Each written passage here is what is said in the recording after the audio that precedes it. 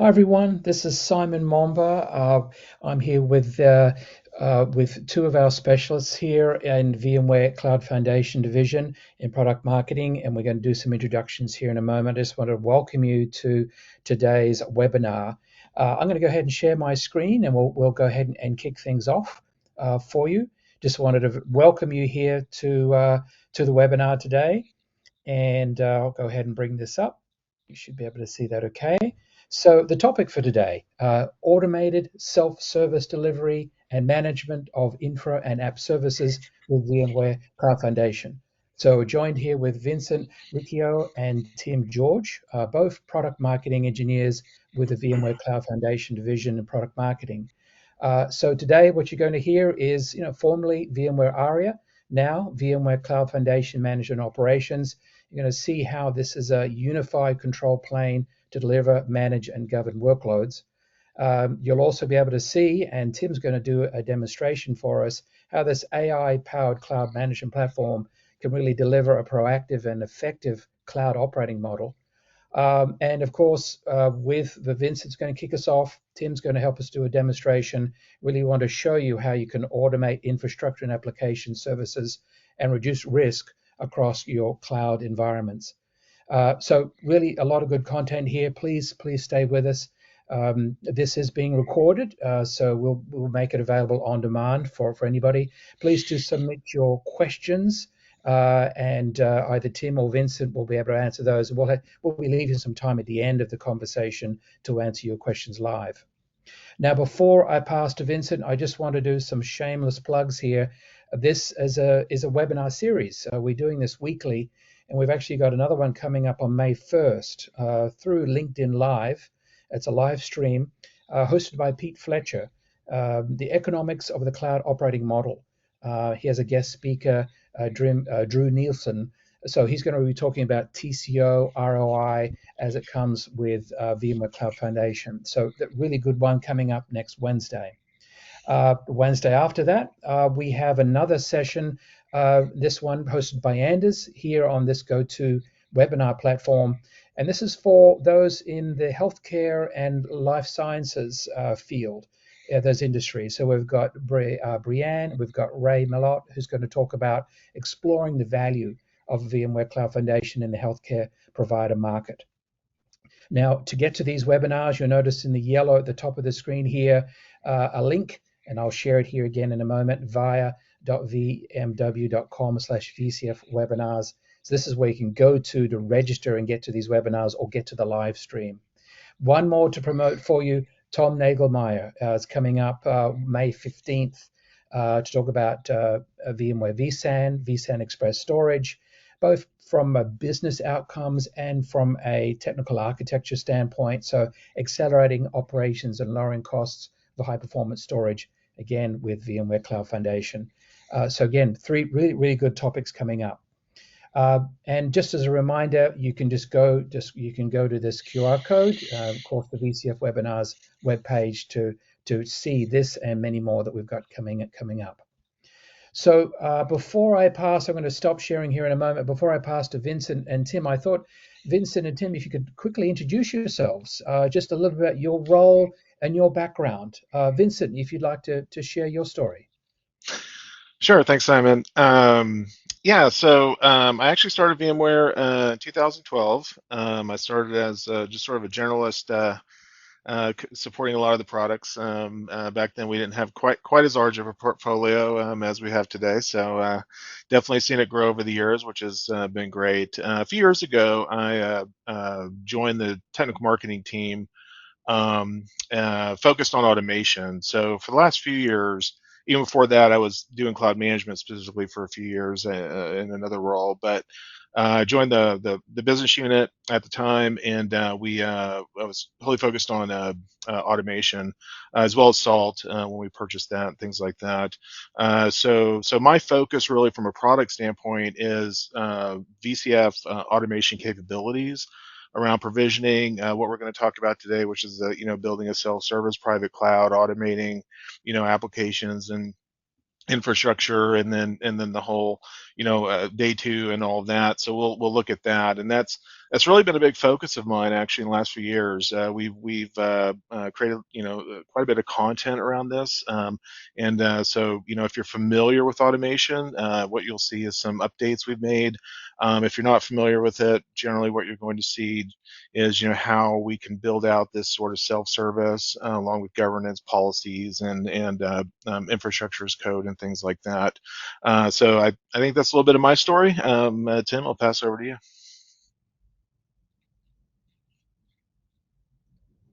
I think you're muted. Yeah, Tim, go ahead. You're right. I certainly was muted. So yeah, I started here at VMware through an acquisition. I was originally at Blue Medora, which was making management packs for Aria operations.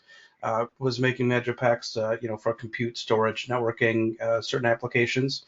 So I've been working with Aria operations for quite some time, and through that acquisition, then joined the technical marketing team, where I also then focus on Aria operations. So what Vincent is talking about as far as your self-service delivery, your catalogs, and all of that deployments you put out there. Of course, once it's already out there, you'll need to then monitor those deployments, and so that's where Aria operations comes in, and so that's what we'll be talking about today from my standpoint. Yep. Excellent. Excellent. No, thank you, Tim. Thank you, Vincent. I'm going to go ahead and stop sharing my screen here, Okay. and I'm going to do that, and I'm going to go ahead and pass to you there, Vincent, to go ahead and bring up your screen, Shared and I'll screen. let you take it away. All right. Thank you. Okay. Looks like I got the right screen there. All right. So yeah, thanks everyone for jumping on. So I'm going to go through a few slides in the beginning just to create some context. Promise not to spend a ton of time in the slides, but it's usually a little helpful just to kind of get a bit of an update on why we're talking about this and bringing these kind of topics up these days, and just sort of current state of our management strategies and things like that for cloud. So essentially, when we talk to our customers, right, and we start to really look at what a lot of our customers are kind of going through, and we sit down there with them and we talk and we get that feedback, we do hear complexity, right? Having various environments and being able to keep up with the speed of the business these days and is complex, and just the technology sometimes is getting more complex. So how do we sort of reduce some of that complexity and create overcome some roadblocks to getting things out quickly, and then simplifying IT, right, and freeing up IT to do other things through methodologies like X as a service, or being able to provide as a service capabilities to your entire organization, from HR all the way to app teams, things like that. So we'll talk a little bit about that in the demo, and then of course everyone's top of mind on security resiliency, right? How do we recover from failures?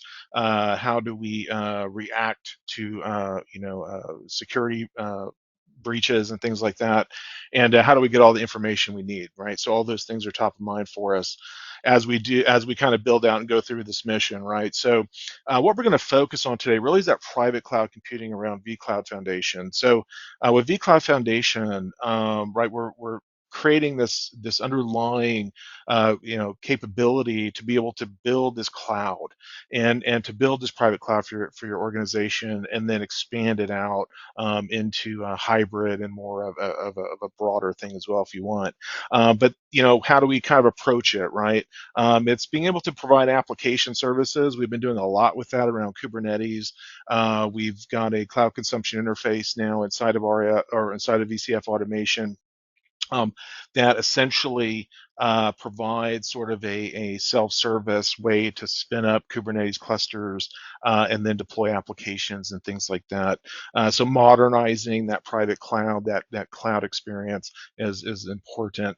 And of course, making it compatible, making all the pieces inside of the Cloud Foundation compatible. That's been one of the big feedbacks from our customers as well, or a big part of the feedback has been, I want everything to work together. I want this tool to talk to this tool, and now we have this opportunity as a VCF division within Broadcom to do that and bring these things together in a very compatible and integrated way, and in that integrated way, right, that we talk about next, and really bringing that IaaS forward, bringing these services, containers as a service and things like that.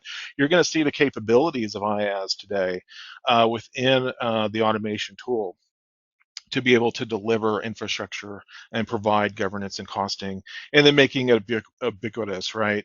Being able to run it on-prem if you want to run our management layer in a hyperscaler, right? Those sort of things are supported. So what we're going to focus on today is really that top piece, that modern consumption surface, powered by automation and operations, and being able to deliver that IaaS experience, that true cloud experience to your business.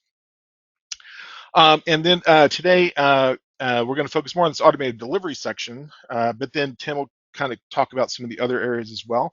But if we look at automated delivery, what we're looking at is, being able to just sort of automate not just VMs, but processes, scripts, and all types of things. But for the most part, you're going to want it for workloads and applications, and being able to bring in scripts during certain times of the deployment lifecycle, as well as maybe load balancers or third-party integrations and things like that. So we'll drill in a little bit on this. What I'm going to do in the slides real quick is I'm going to talk a little about each one of these, but I'll try to make it pretty quick. So automated delivery really being that key piece of delivering infrastructure and apps and services. Cost and capacity, really, looking at what are the ongoing costs of your deployments, but not only that, having upfront cost transparency even before someone deploys it. But the one thing that we've done in the last few years, which has been pretty nice, is there's an integration actually between the automation operations tools. And at each layer of the automation components, like projects, deployments, the resources themselves, we can get cost data from our operations management tool at each of those layers. So if you have a project, that's more like your production groups, and you see that, cost is low, but maybe there's other projects where the cost is very high, you can go investigate those things. Maybe by using some of the cost and capacity utilization pieces with an operations manager, you might have VMs that are oversized, maybe your deployments are too big, things like that.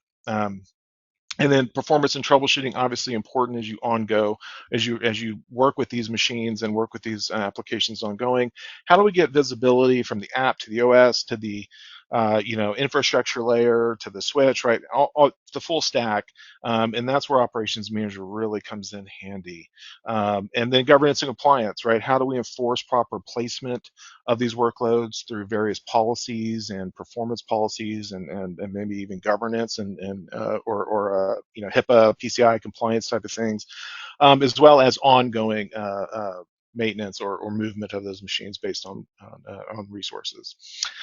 So when we talk about automated delivery, we really kind of focus on a few areas for the most part. One is self-service cloud. So we're really, we've been in the business for a while with automation to deliver a nice catalog. We even have ServiceNow integration to present that catalog that way. And so, and we provide this role-based access as well as a way for folks to go in and do it all programmatically through the API. So it's really a way for not just self-service in the sense of, hey, I'm gonna necessarily just go do something myself, but to have that experience, role-based experience that with the policies, as well as maybe a nicer UI for folks that aren't maybe as technical. And then also, DevOps for infrastructure, right? This is very key these days to keep up with the speed and agility of application needs and the businesses need. So being able to do things in code, to be able to deploy or manage your deployments in code, to be able to do it declaratively and then iteratively, and all of that kind of stuff. Sorry, someone called me there. And then Kubernetes automation, obviously for more that modern, developer app team focus for actually delivering the applications. From a cost and capacity standpoint, we really assess capacity and look for future trends of capacity issues, as well as the shortfalls, like, hey, you're going to run out of memory in this cluster in a month.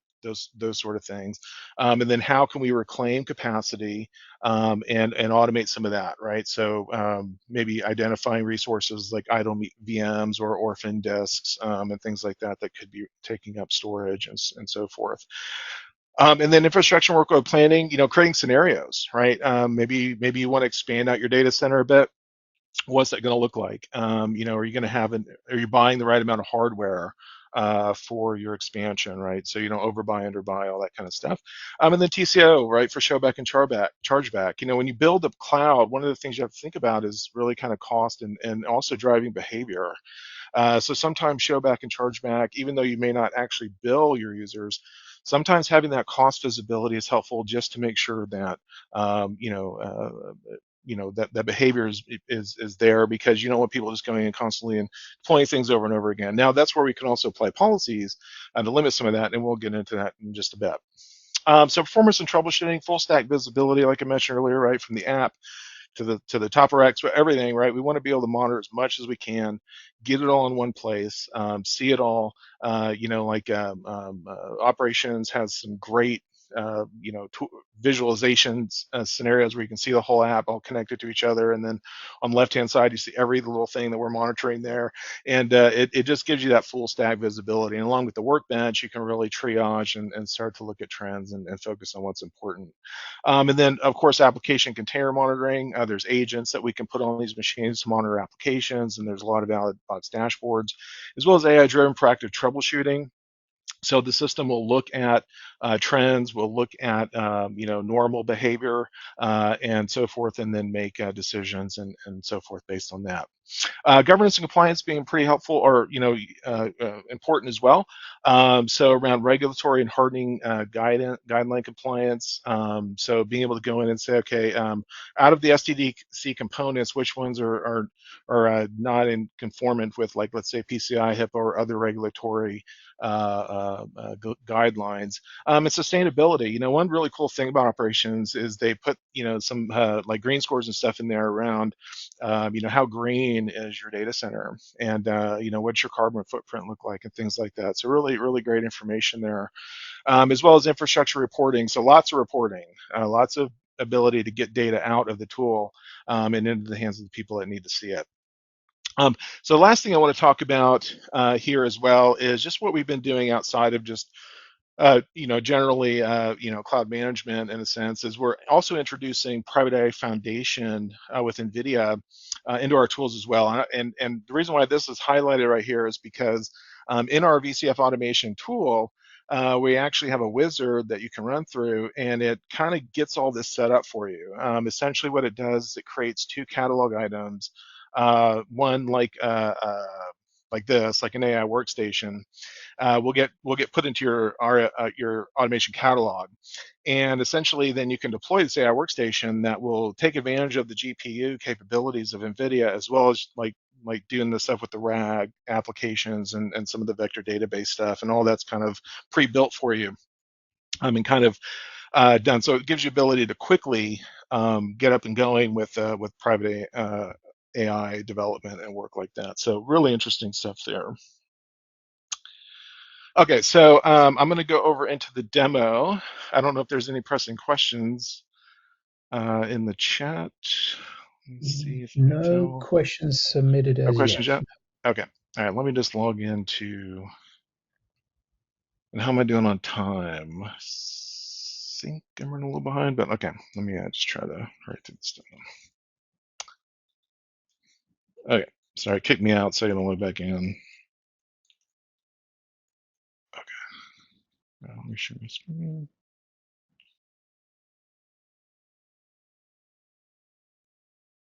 Okay. So I'm in automation right now. So basically, what I'm going to do is I'm going to start out with the service broker, because that's where we have the catalog. So I'm going to start out generally, with the end result. And the end result could look something like this. We could also present this into, like, let's say, a ServiceNow catalog. as well. So if we wanted to, if you have a process in your organization where folks have to go to ServiceNow, let's say to request stuff, we have a plugin that we publish to the ServiceNow store, and we can present these items up through something like that. Customers sometimes will also, have a front end system already, or they may just use this one as well. But either way, whether it's through the API or through direct, UI access, users have capabilities to deploy these items and then take advantage of some of the other capabilities around like policies and governance and costing and all of that. So that's why we sometimes see even it getting incorporated into like ServiceNow because of all the back end work that automation does. Right. So when we go into the catalog, one of the first things you might one of the things you can do, and one thing I usually bring up is you can have multiple types of things in here. So for instance, most of this in here is going to be items that will deploy stuff through our cloud templates, which are YAML based cloud templates that allow us to deploy workloads and applications. We can publish those here. We can also publish, like, let's say, orchestrator scripts here.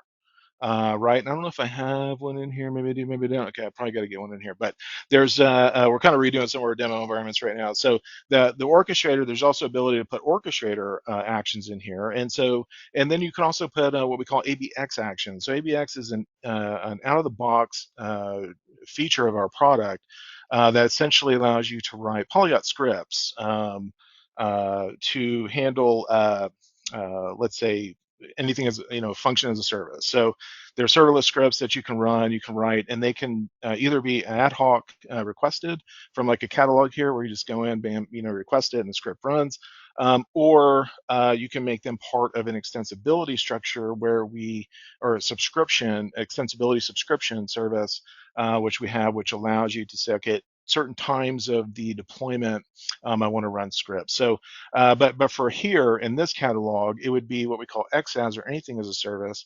We're putting orchestrator ABX actions in here, and they're running scripts and going and interacting with something somewhere.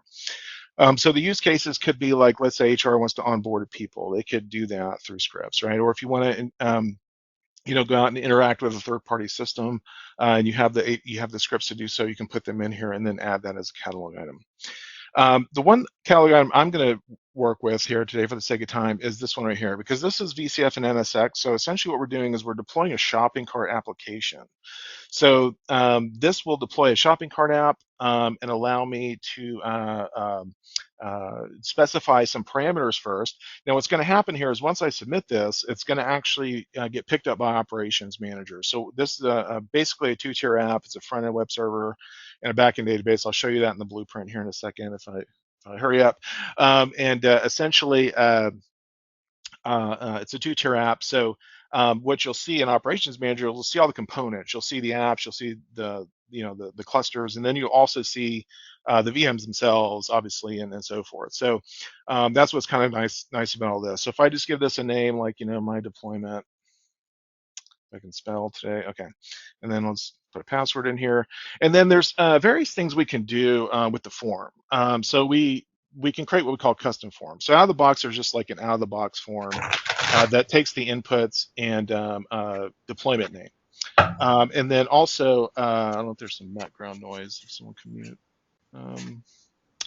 And then also, what we can do with this is we can, so those with the custom form, we can do things like, dynamic drop downs. We can have conditional drop downs. We can do things like Boolean checks here where we can say, well, this came from the template, but there's a number of things you can do with custom forms, like little bubbles and stuff like that. You can make one drop down be conditional on another. So for instance, if I chose cost center operations, then maybe different target environments would show up. Or if I chose, a certain compliance standard, then only certain environments would show up and things like that. And so we can also do agnostic provisioning, meaning that depending upon the location that they choose or the target environment, they may have different options, and the system will place it correctly. So they don't have to specify the image. They may just say, hey, I need an Ubuntu image, if they even are specifying an image, and it will know what image to use depending upon which cloud it goes to. So we do a lot of abstractions underneath to where all they need to do is just say, here's my target environment. The system takes care of the rest. to make sure the right deployment, the right image is used, the right cluster is being targeted, and et cetera. The other thing that we get is we get a little bit of upfront cost. So I mentioned earlier in the slides that there's cost visibility up front, cost transparency up front, and then ongoing costing. So when we have our operations manager integration here, we can get a daily price estimate of what this would cost if we were to go ahead and submit this. And so forth. So I'll go ahead and submit this so you can just kind of get an idea, right, of what's happening. So when they submit it, right, they'll see their deployments. This is all role-based access driven, so users will only see things that they are permitted to see. Generally, what they see is deployments and resources inside the catalog that they own. Like they will see their deployments. Now, from a catalog perspective, they will see things that are in the project. We have this concept called the project, and it's sort of a container within, within the system, sort of a construct that allows us to bucket users and policies and where they can actually deploy to. So they will see catalog items that they have permissions to, but they only usually see their deployments. There are some ways to get around that and share deployments and stuff like that for collaboration, but that's generally out of the box. You know how it works right away. And then you can kind of build and mold how you want your policies to look and what you want people to have access to. Okay, so real quick, let me go ahead here to an actual deployment that we've done. This is actually what I just kicked off. So this is what it would look like, afterwards. So we did it kind of, pre-baked this a little bit, so we didn't have to wait for the deployment. But you'll see the topology of the deployment. This is the user clicking into the deployment with the admin, or whoever, admins and users could potentially both have access to this. And there may be various reasons why each one would go in. But essentially, at the end of the day, you can click on your machines, take your day two actions, and go and do stuff with the deployment and the machine. So you can take deployment level actions as well as take workload actions. Okay. And then we also get some other things like pricing we get over from operations manager, so we can see our daily pricing here, as well as monitor. We get some KPI metrics from ops on each resource that got deployed. So we just look at CPU, memory, disk, and network, as well as alerts that come over.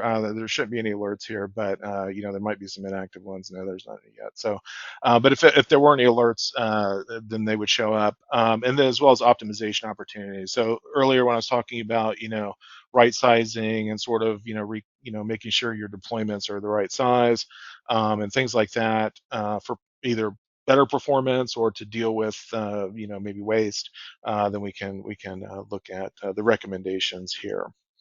Okay, real quick before I move on to the operations side, before Tim moves on to the demo operations, let me just show you real quick the template that actually got us there.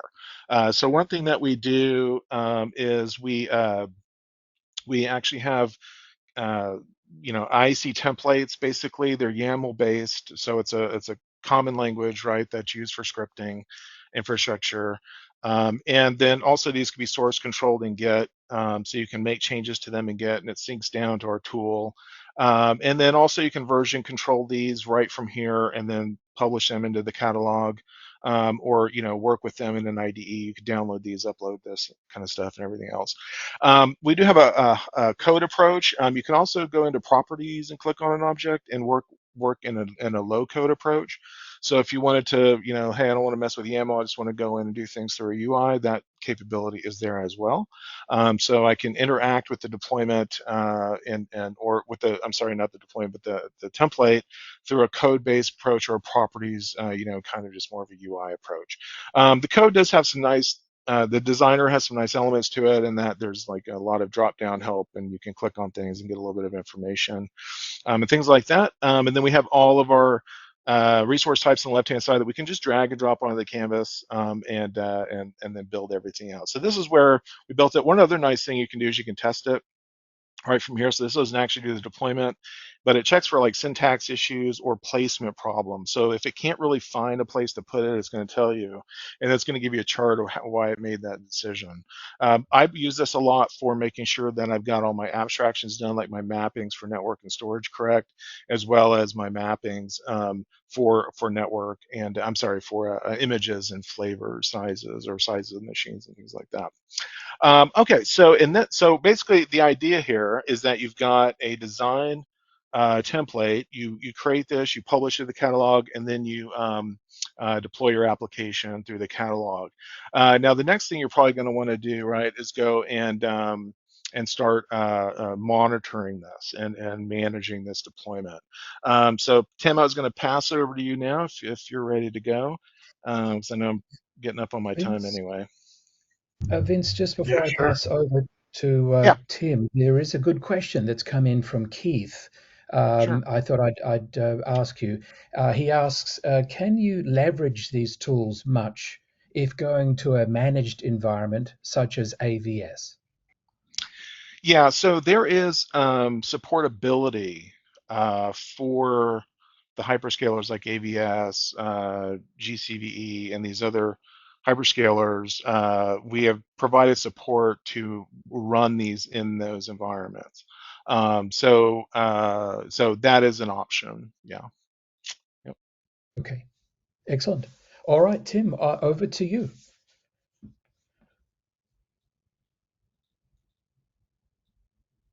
Great, we see your screen. Thanks.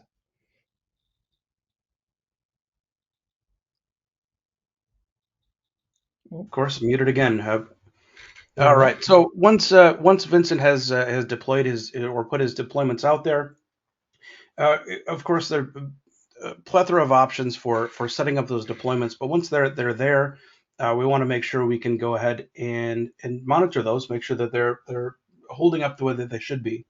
So we have a couple options when we jump into Aria operations here. We could go directly to that deployment, or we could kind of look at things holistically from our environment. And I just wanted to start here before we go ahead and look at that deployment and really just take a look at Aria operations and talk to some of those slides that Vincent had shown earlier as well. So I know he mentioned observability, capacity, cost, compliance, and sustainability. And those are the big pillars of Aria operations across the top of the screen.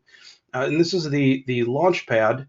Uh, Anywhere you are within the product, if you click home, this is where it'll bring you back into. And we'll come back to this launch pad in a moment, but the other tab up here I want to show briefly is the multi-cloud overview. And this is just giving us uh, in general, what do we have out there? All of our particular environments, we can look at all of our clouds all at the same time. We can look only vCenters that we're monitoring. We can go things like our VMware Cloud Foundation and really start to look through the environment as we go through. So this just shows us, again, kind of a high level of where things are at. We have our physical data center locations that we've put out there. So we can see our VMware Cloud Foundation looks like it's down there in Virginia. And it will give us then our top objects, our virtual machines, host systems, data stores, all that good stuff, so just we know what we have out there total. This overview screen will give us our total capacity for our clusters. We have at this point 0 to out of 2 clusters are running out of capacity. If we look at something like just our vCenters we've managed, we can see that there's some sort of challenges that we have at the moment. There are 3 out of our 22 total clusters that we probably would need to look at if we wanted to look at capacity wise and look into what's going on with that. Will also give us then our total cost of ownership, and we're going to look a little deeper into both capacity and cost here in a moment. Will give us that total cost of ownership as well as potential savings and a realized savings, things that we've already taken advantage of. And at the bottom, we'll get the total object growth trend that we've had. We can see if we're trending up, we're trending down, remaining virtually the same. Looks like we're going down a little bit in our total objects, but that'll help us with a trend. Same thing with our alert trends as well. So this is the multi-cloud overview. Again, just that kind of morning coffee dashboard. You can see what is out there. What do we need to take a look at first? And then each individual section you can jump in and dive in a little deeper. So I'm going to skip over observability for the moment because we're going to talk about that when we actually get into looking at the deployment that Vincent had put out there. But for now, we'll start with our cost. And we can look at costing here, and Vincent showed a little bit around that as far as how much that deployment was going to cost. And we can look at that from a high level as far as our total cost of ownership for an environment, and I'll click on that in a moment. Or we can dive down and look at individual components of any specific deployment as well.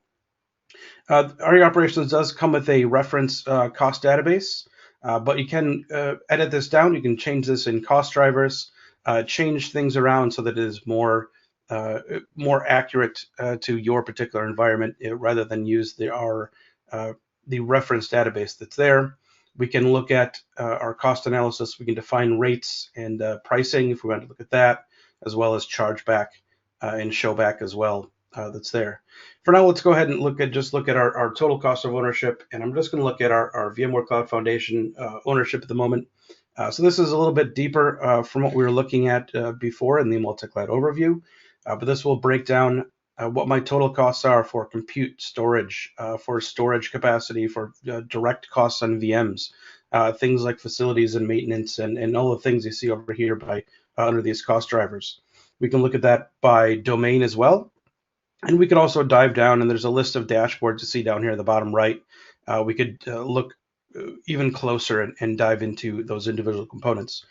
This is just more of an overview, so it's just giving us the total cost of ownership, as well as our potential savings. So this is things like idle VMs or orphan disks, or anything that's oversized or powered off, as well as anything like our maybe too many VM snapshots or maybe old VM snapshots we could go in and delete. And we can see that then by our domain as well, where we potentially have some work we could do in order to downsize some things or turn some things off in order to save some money. And then lastly, our realized savings. So anything we already have turned off, or maybe turned off some idle VMs or reclaimed some orphan disks. Maybe we've right-sized some VMs that might have been a little oversized at one point. So if I scroll back up here, we can see in the right corner of each of these widgets, here's our total cost of ownership. In the potential savings, here's how much money we could be saving, and this is monthly, as well as how much we're doing at the moment or what we have done already in order to cut those costs down. So in order to do that, in order to take advantage of our potential savings, there's two ways we could do that, and that would be either looking at capacity or cost.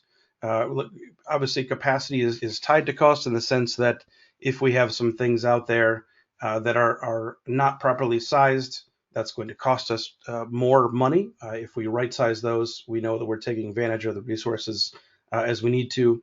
Or if we reclaim, obviously that helps with both capacity and cost as well, if there's some things we need to reclaim.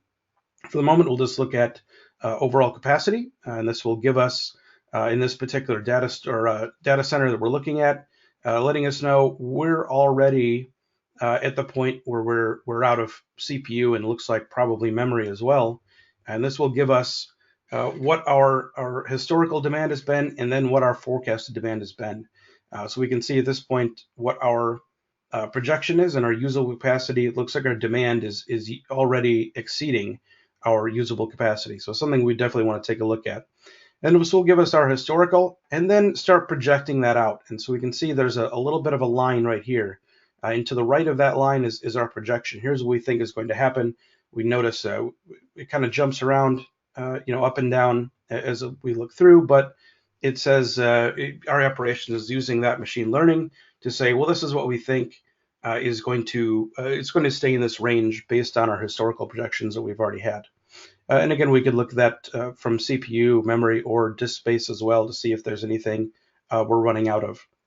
And this will also let us know at the top, if I look at our tile, will let us know it's not optimized. So there's some optimization we could look at, potentially moving things around a little bit in order to make it functional a little more properly. Let us know that in this particular data center, here's how much of our cost savings we have. And if we want to take a look at that cost savings, again, we talked about there are two ways we can do that. We can look at that through capacity, or we can look, right sizing or reclamation. So if I look at, just for example here, our right sizing, we can then see our oversized VMs, if there's any undersized VMs. So it looks like we don't have any undersized at the moment, but there is, I believe, one oversized VM here. And so we could start right sizing this a little bit. We could always just resize this directly. We can see right now we've allocated 4 vCPUs and we're recommended here at 2 vCPUs. So we're recommended to half the amount of vCPUs we have out there. So we could right size that directly. We could exclude this and say, no, I don't want to change that. Don't ever calculate this when we're looking at right sizing or oversized VMs. Or I can schedule this for the future as well. If there's any sort of change windows or anything like that, we can create a job and say, a specific time frame we want this to be resized in order to take advantage of that. And reclamation works the same way. Instead of just this is right sizing, but in reclamation it would just be anything we wanted to do with idle VMs, if we want to turn them off, or if we have powered off VMs we want to delete. Same thing, we can delete them, or we can schedule those actions going forward as well. Going back to our home here, Vincent talked a little bit around compliance. So there's a lot of compliance things we could do, a lot of different guides and regulatory benchmarks we could follow. We have all of those installed, CIS and FISMA, HIPAA. If we click on any of these, we can see what the actual control set is. So for all the objects, we can see what exactly are we looking to kind of monitor or maintain here. So we can look through our control sets, or we can look at those individually and say, all right, is there a specific area or a specific benchmark that we're not compliant with? So if I click on our VMware Cloud Foundation, we can see the various security guides we have that are following vSphere, vSAN, NSXT, as well as below our regulatory benchmarks, our regular benchmarks there. We could also change these. We can make these custom. So we can use, for example, we could start with our FISMA security standard down here, and we could edit that and change that into something that we wanted to, any sort of custom benchmarks you wanted to apply. So you can add that directly in here as well. So it doesn't have to be only, for example, the vSphere security guide. If you wanted a little tighter environment, you could always change that, add some custom compliance as well. And lastly, just to talk about briefly, real quickly here, our sustainability that Vincent had mentioned, and this will give us a green score, and that's something that VMware has devised internally, basically just a number to shoot for. It lets you know how green you are and how far you are along on that sustainability journey. So we can look at our overall organization. We could dive into individual data centers, and we'll change that green score as well. Within here, there's also letting us know how that green score is calculated and the weightings on certain things. So the green score is made up of 3 components, which in turn is made up of a few components as well: green supply, lean operations, clean demand. And this takes a look at a lot of things like power. It's going to look at how efficiently you're using the resource, utilizing the resources that you have. It's going to go in here below that clean demand, lean operations, green supply. What level of virtualization do you have? Is there certain things? Again, we looked at reclamation or right sizing. How many oversized VMs? How many idle VMs? Of course, that will affect our demand if we're using more VMs we have powered on, or if we have idle VMs we're not using but still powered on. We're utilizing that energy in order to run those when we don't specifically or don't necessarily need to have those there.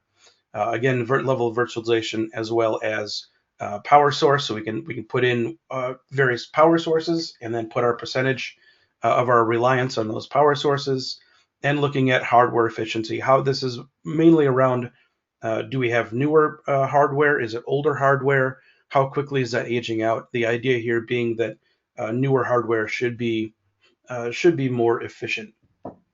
So that's just looking at the green score and sustainability. Again, I mentioned you can dive into each individual data center to get that as well, and will let us know how much we're consuming, how much we're our carbon footprint, and the overall impact on the environment. So I think that's the last piece I really wanted to show as far as the pillars of Aria operations. Now that was looking at everything. You could see there was in a few of those screens we could switch between our various cloud accounts. We could go between just our vCenters or our VMware Cloud Foundation, or maybe our VMC and AWS, so on and so forth. If we wanted to look at those individual pieces instead of the environment as a whole, we can use this infrastructure piece down here.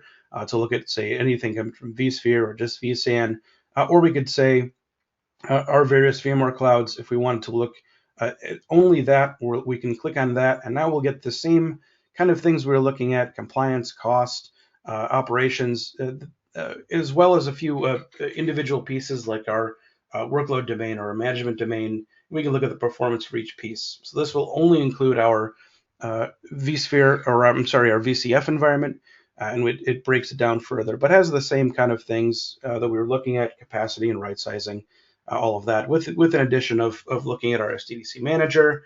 We're looking at overall our VCF operations and how is that maintaining our availability, our virtual machines, our passwords, certificates, and services. We can switch between domains here and really kind of start to look at our availability of just our VCF deployment.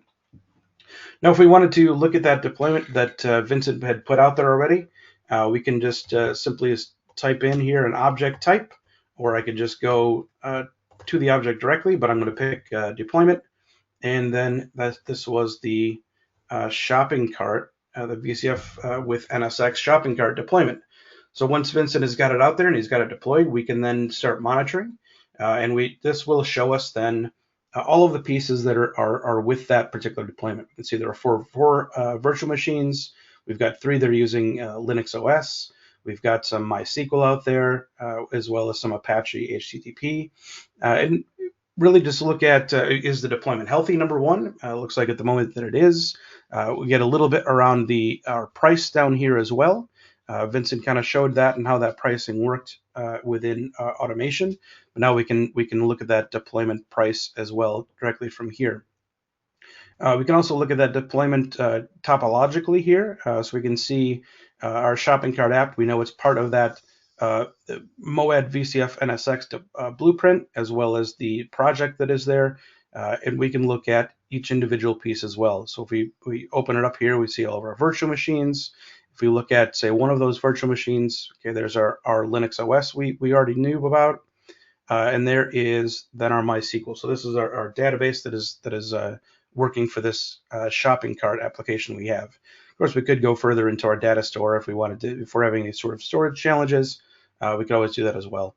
But with this then comes the ability to look directly into some of those things that are running there. So if we're having any sort of challenges, say, with our database, with that MySQL server that's there, we can look at this and say, all right, let's look at our connection count, or we can look at deadlocks or buffer pools, or if there's any sort of lock weights that are currently going on with that, or anything on the performance I/O of that particular database. So we can really dive into this fairly far, depending on what the challenges is that we want to look at.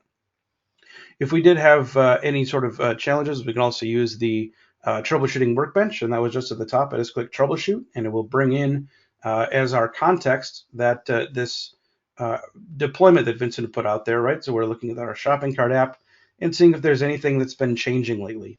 And this is broken down into events. So anything that kind of happened that might set off some sort of alert. Looks like there was some DRS migration recently. But this also could be anything that breaks any sort of a dynamic threshold, a threshold that is set by our operations. Anytime a metric might breach that, will be considered an event. We can look at our property changes. So there have been some version changes that looks like on some of our remote collectors there. So anytime there is any sort of property change, that will show up here. We could always look into that further, as well as anomalous metrics. And anomalous metrics is different than an event in the standpoint that it is really something that is changing the metric that we're looking at in a fairly drastic manner. So not just breaching a threshold, but if you look at these, what some of these metrics were before, our effective limit, for example, on memory was up here, and now that dropped down, and so our effective memory is lower. So that drastically changed the overall average of that particular metric. So a little different than an event in that case. Of course, we could change our time range for however long we want to look at this. We could also change our scope of this, and I can, right now this is our scope. We're looking at the virtual machines and as well as the project and the blueprint, but we could add additional objects into our scope, and everything we kind of expand here is now going to be added into that scope. So we've set more of a custom scope, and now we can see all of that information if we looked in here as well. Of course, there's also the spot where we could look at any of our logs that are being collected or logs from any of the objects within this deployment. So let us know, if there's any sort of log we need to focus on specifically for that sort of last mile root cause analysis kind of thing. So that's the troubleshooting workbench using a bit of AIML to kind of put all these together, put this deployment together, and give us overall what is the health or what is the status of that deployment, as well as look into it if we need any to look any challenge areas. So that's all I wanted to go through today. I know we got about 10 minutes left, so I wanted to we'll open up to any questions for either myself or Vincent, and we can answer those if there are any sort of questions. Are there many questions that have come in at all? There is a couple, Tim. Yes, there's a couple of questions in the queue, and I'll read them out here in a moment. Before I jump to those, we do have a poll question that we'd love to ask the audience, those who are joining us live. And if you don't mind, I'm going to just launch the poll first, and then we'll jump into the Q&A. So I'm just going to bring up the poll right now.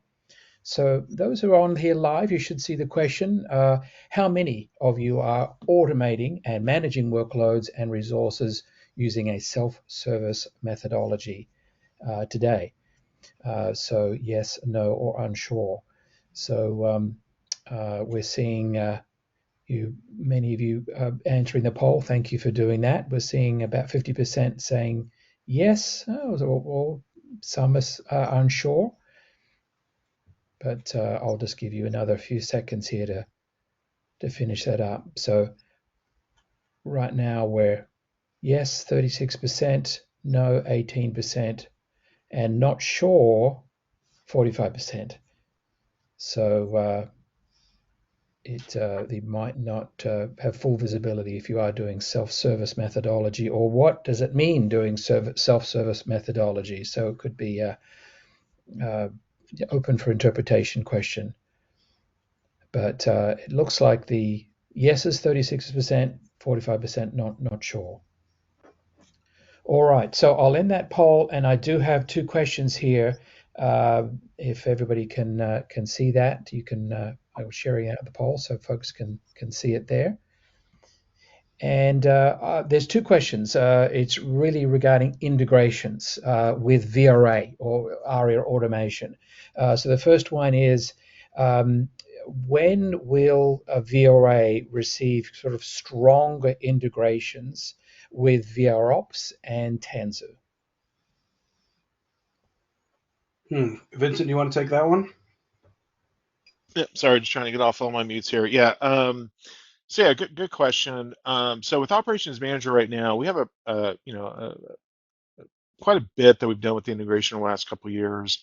One, there are out-of-the-box dashboards for VRA, the deployments of VRA, costing for the VRA pieces. You can see projects, and a lot of info from automation gets over into ops for visualization. Also, a few years ago, one thing we worked on was closed loop integration, meaning that when we have that integration in there, ops and auto sort of work together to find the right place for that workload. So operations manager can take that workload and continue to move it based upon performance needs, as well as any kind of policy or business intent. So there is that piece, and we've been putting more and more data from ops into VRA as well. So if you notice, like in some of the deployment tabs now, within the last few releases, we've had that optimized section, that health of the deployment in there. That's probably been in there for about a year, maybe a little longer. But there's those kind of things that we've put in there to and even there's a sort of a little dashboard now on the cloud zones. So there's various things that we do get. Of course, are we looking at more integration in the future? Yes, for sure. There's quite a there's as we sort of look at how we are moving forward, you'll see that these two products will definitely be tighter integrated. We moved a lot of the logs capabilities into ops as well. So there's better integration with our logs tools. As far as Tanzu goes, currently we still have the TMC integration, I believe. So like if you deploy something from a template and it deploys a TKG cluster, let's say, for instance, then you should still be able to see that in TMC through that integration. I have not heard if that's definitively, going to be there in future release or not, but right now I think we're kind of status quo on that as far as I know. Um, and other pieces. So, also Salt now is over on the Tanzu side. We are looking at open source. There are some things we're looking from an integration standpoint with that as well going forward. So I think that's probably all I know at this point around those two pieces. But like I said, I mean there definitely is a lot of roadmap there. So, if you have an account team or someone and you want to get a roadmap session, then I would definitely encourage that just because, yeah, we do have some things coming up that, should provide a more unified, integrated, collaborated cloud between all these tools. Yeah, that's definitely a big focus for us this year Okay. and next year.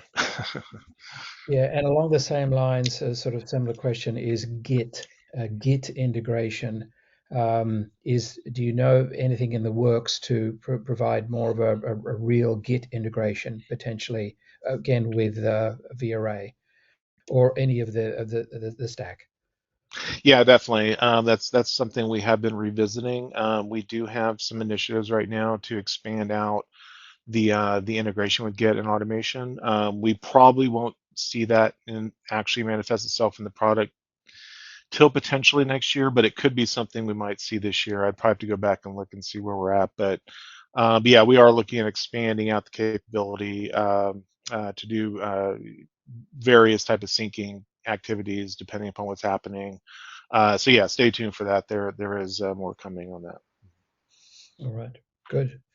Thank you. We've got 2 minutes left here. If anybody wants to submit a question, please go ahead. We've got just a minute or two left here. That's the only other questions. There's no other questions currently in the queue. But if anybody wants to pop one in, just you've got another minute here if you'd like. If you miss your chance, you please reach out to us. This is the team that are available. We're very proud to have them available, and they're here to help. So please reach out to your representative here with us, and we're here to help you automate and move to that self-serve cloud operating model. All right, so I think we'll wrap it up for the day. Thank you, Vincent, and thank you, Tim, for attending today and helping us with these questions and the presentation. Really appreciate it. We'll sign off, and we hope everybody has a good day, good evening, and thank you again. We'll see you hopefully next in our next webinar series coming up every Wednesday. Thanks, everyone. Bye-bye.